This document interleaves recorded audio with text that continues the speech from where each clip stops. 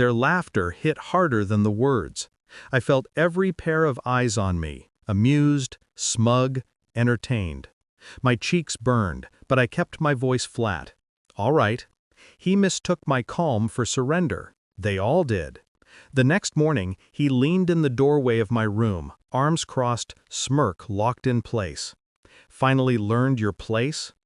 But then he noticed the suitcase was gone, the drawers empty, the air too still. And right on cue, like a bell announcing the end of his reign, our family lawyer burst in, breathless, pale, clutching papers. "Sir, what have you done?" he whispered. My father froze. And I finally let myself remember everything that led here. I used to trust him. It feels pathetic admitting it now, but I did.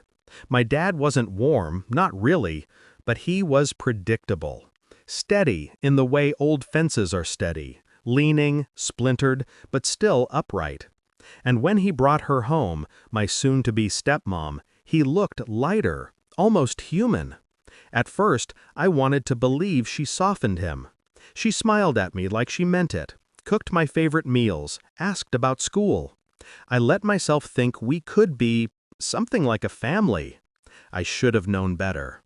The change came quiet, a glance too long, a sigh too heavy, whispers that ended the moment I walked into a room.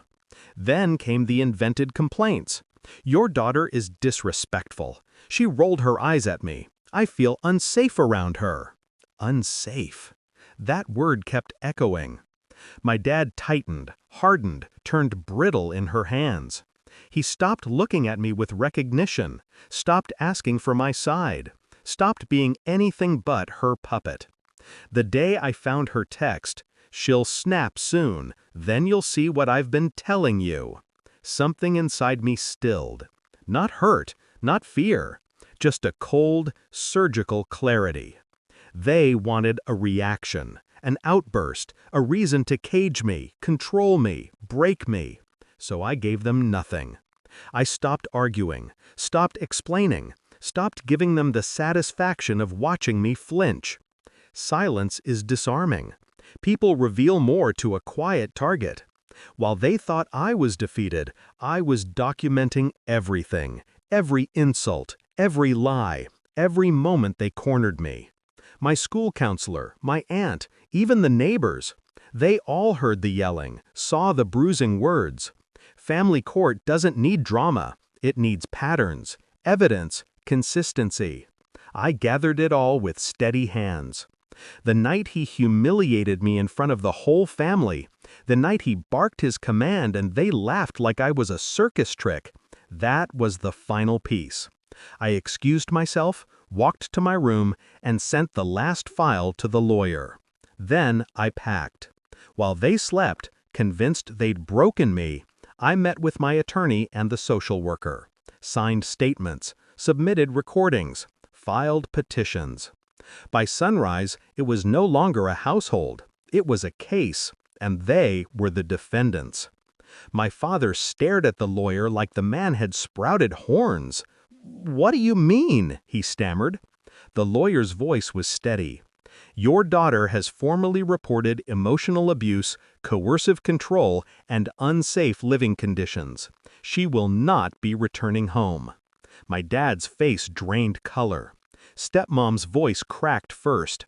She's lying! Tell him you're lying!" Her hands shook, the mask slipping. I stepped out from behind the lawyer. My dad's breath hitched. He looked smaller than I'd ever seen him. I kept my voice calm, controlled, surgical. "I learned my place," I said softly, "and it isn't here." He opened his mouth, desperate, reaching for the authority he no longer had. But the lawyer lifted a hand.